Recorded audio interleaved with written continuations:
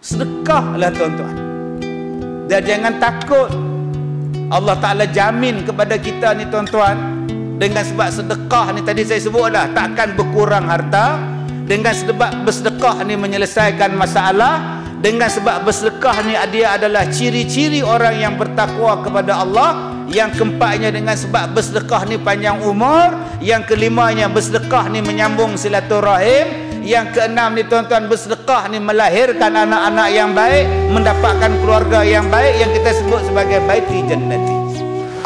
Saya Ustaz Muhammad Firdaus bin Muhammad selaku pengajar di pondok ini membuka peluang dan ruang kepada umat Rasulullah SAW di luar sana yang cintakan kebaikan untuk sama-sama kita membantu selamatkan umat melalui pengajian pondok.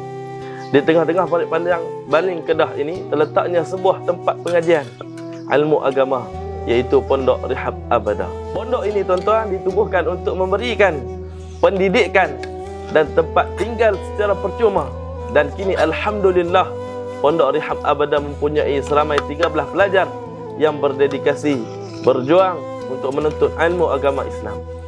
Dan alhamdulillah kesemua tenaga pengajar di sini mempunyai tauliah daripada Tuanku Sultan Negeri Kedah dan Majlis Agama Islam Negeri Kedah.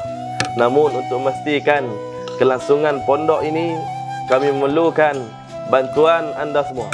Di sini kita dapat lihat bagaimana kawasan dewan ini, kawasan makan ini bagi para pelajar di sini masih terbengkalai tuan-tuan dan belum siap. Tak banyak tuan-tuan, ibu ayah, cuma sebanyak RM60,000 diperlukan untuk kita siapkan semula dewan ini bagi memudahkan para pelajar untuk menikmati dalam keadaan yang baik dan selesa.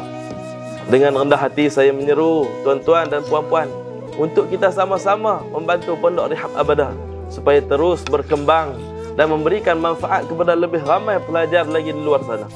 Anak-anak ini kelak insya-Allah akan mendoakan ibu-ibu dan ayah-ayah dan para penyumbang di luar sana. Untuk maklumat lanjut dan cara menyumbang, tuan-tuan boleh layari laman web kami atau tekan sahaja link di bawah.